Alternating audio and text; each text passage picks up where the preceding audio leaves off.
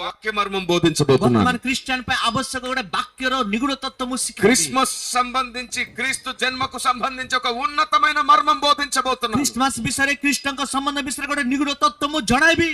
ఈ రోజు వరకు క్రైస్తవుడు గుర్తించలేని ఒక పెద్ద మర్మం, ଆଜି ପର୍ଯ୍ୟନ୍ତ ଖ୍ରୀଷ୍ଟିଆନ ନ ବୁଝିପାରିବା ଗୋଟେ ନିଗୁଡ ତତ୍ତ୍ୱ, వందల వేల లక్షల మంది దాసులు గుర్తించలేని మర్మం, ସହସ୍ର ହଜାର ଲକ୍ଷ ଲକ୍ଷ ଦାସ ମାନେ ଚିହ୍ନି ନଥିବା ଗୋଟେ ରହସ୍ୟ ନିଗୁଡ ତତ୍ତ୍ୱ, ఎందరో అపోస్తలులు ప్రవక్తలు గుర్తించలేకపోయిన మర్మం, ଅନେକ ଭବିଷ୍ୟତ ବକ୍ତା ଅନେକ ପ୍ରେରିତ ମାନେ ଚିହ୍ନ କରିବା ସେଇ ନିଗୁଡ ତତ୍ତ୍ୱ.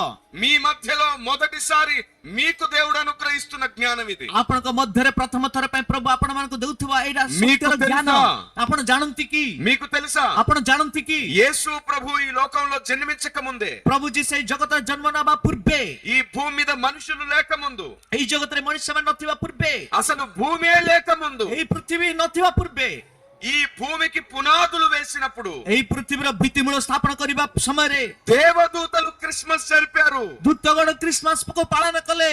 దేవదూతలు క్రిస్మస్ చేశారు. ଦୂତଗଣ ହିଁ ଖ୍ରୀଷ୍ଟମାସକୁ ଆଚରଣ କଲେ. క్రిస్మస్ అంటే ఏమిటి? ଖ୍ରୀଷ୍ଟମାସ ମାନେ କଣ?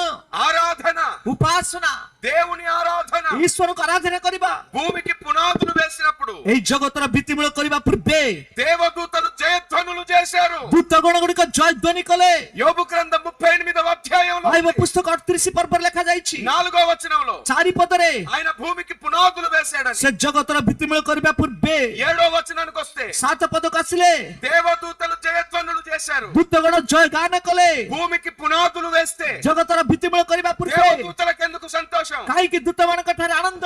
ఆలోచించండి ఒకసారి. ଭାବି ଦେଖନ୍ତୁ ଥରେ, భూమికి పునాదులు వేస్తే వారికి ఎందుకు జయం? ପୃଥିବୀର ଭିତ୍ତିମୂଳ କଲେ କାହିଁକି ସେମାନଙ୍କୁ ବିଜୟ? ఎందుకో తెలుసా? କାହିଁକି ଜାଣିଛନ୍ତି କି? పుట్టబోతున్నటువంటి క్రీస్తు ଜନ୍ମ ହେଉଥିବା ଖ୍ରୀଷ୍ଟ కేవలం మనుషుల పాపం కోసం మాత్రమే కాదు, କେବଳ ମଣିଷମାନଙ୍କର ପାପ ନିମନ୍ତେ ନୁହେଁ.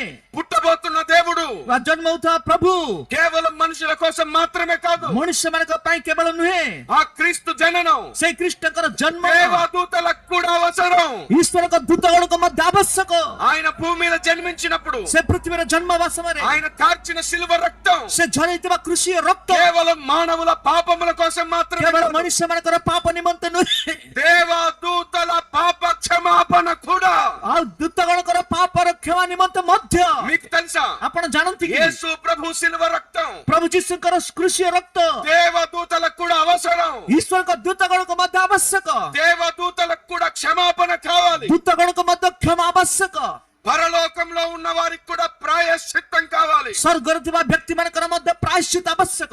క్రీస్తు కేవలం మనుషుల కోసం మాత్రమే రాలేదు, ଖ୍ରୀଷ୍ଟ କେବଳ ମଣିଷ ମାନଙ୍କର ମାତ୍ର ନିମନ୍ତେ ନୁହେଁ, ఇంకా